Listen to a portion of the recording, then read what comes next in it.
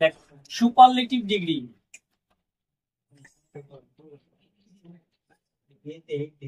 এই সুপারলেটিভ ডিগ্রির সূত্রটা হচ্ছে দেখ সাবজেক্ট প্লাস এইচভি প্লাস দা লিখে তারপরে অ্যাডজেক্টিভটা লিখতে হবে। ঠিক আছে, অ্যাডজেক্টিভটা যেটা করতে হবে ওটা কি সুপারলেটিভে করতে হবে না রে। মানে পজিটিভটা আমরা কি সাধারণত এমনি রাখি, কম্পারেটিভটার ক্ষেত্রে কি ইআর লাগাই সাধারণত। হ্যাঁ, আর যদি সুপারলেটিভ করি তাহলে কি হবে ইএসটি। তারপরে কি অ্যাডজেক্টিভের পরে কি করতে হবে অবজেক্ট দিতে হবে, তারপরে কি প্লেস দিতে হবে শেষে। তাহলে দেখ তোরা নিজেরাই পারবি করতে। প্রথমে কি বসাবো সাবজেক্ট, সাবজেক্ট কে বলতো রোহিত, তাহলে এখানে আমরা এই রোহিত বসালাম। তারপরে কি বসবে এইচভি, তাহলে ইজ বসালাম।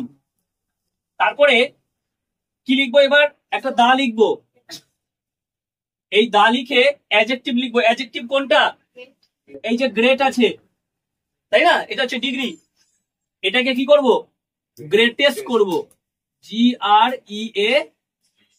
GREATEST greatest. তারপরে কি করব অবজেক্ট অর্থাৎ কি মেন, তারপরে প্লেস মানে ওয়েস্ট বেঙ্গল তাই না, ইন ওয়েস্ট বেঙ্গল। হয়ে গেল,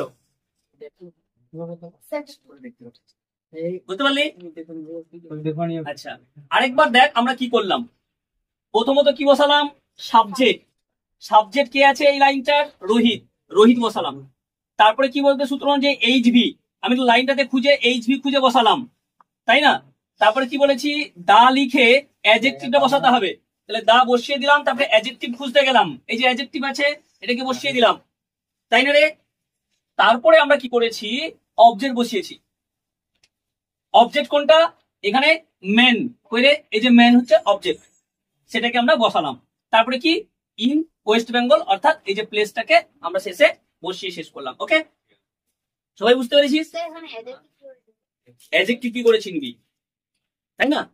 আচ্ছা তোরা অ্যাডজেক্টিভ কি করে চিনবি দেখবি, এই যে অ্যাজ থাকে না, এই যে অ্যাজ থাকে, অ্যাজটার পরে কিন্তু অ্যাডজেক্টিভ থাকবে। তার মানে নো আদার দিয়ে থাকলে এটা কোন সেন্টেন্স,